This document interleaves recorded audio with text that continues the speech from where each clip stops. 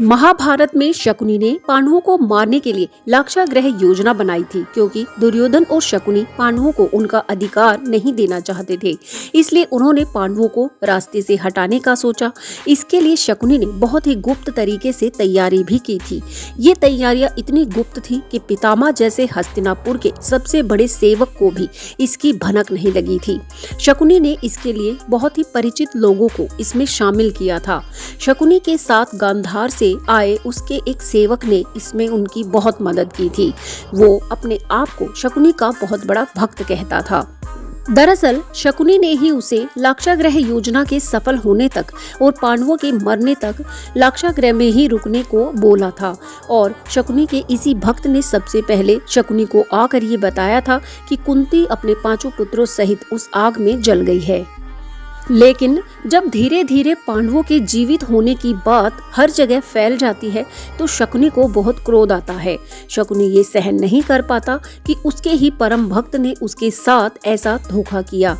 दरअसल महामंत्री विदुर तक भी ये बात शकुनी के ही इस परम भक्त ने पहुंचाई थी, क्योंकि इतने वर्षों से वह हस्तिनापुर में रह रहा था, यहाँ का नमक खा रहा था, तो वह ऐसा नहीं कर पाया। उसने सोचा कि यही अंतिम अवसर है अपने ऋण को उतारने का। तब विदुर द्वारा ही पांडवों को सचेत किया गया था।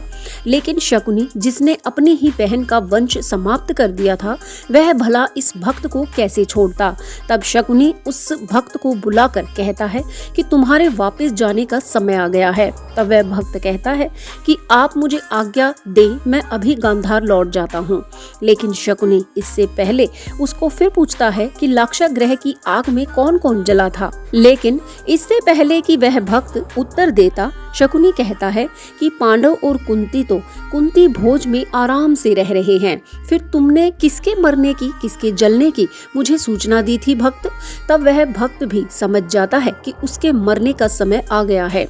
तब शकुनी कहता है कि तुम्हें मुझसे झूठ नहीं बोलना चाहिए था, क्योंकि राजनीति में यदि एक भी झूठ पकड़ा जाए तो बना बनाया सारा खेल बिगड़ जाता है। तब शकुनी उसे मृत्यु दंड देता है और जहर मिला हुआ जल उसे पीने के लिए देता है, जिसमें उस भक्त की उसी समय मृत्यु हो जाती है।